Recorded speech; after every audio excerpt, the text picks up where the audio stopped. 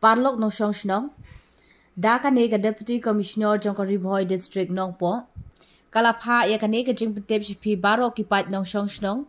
Jong kadong Riboy. Ba pin ngubha bani shem lane phone ya ki doctor jong ki CHC. Lane PHC ki bahajan tam jong pi. Bantip nia shapang ka jing don ki jing thia. Balaj ha ki hospital. Shwa bandra e ki bapang sha ki district hospital lane sha ki hospital hashlong. Kini ki doctor kin pentip sha nodal officer jong ka district na kabanta ban pha ne refer ya ki bapang sha shlong lada don kam.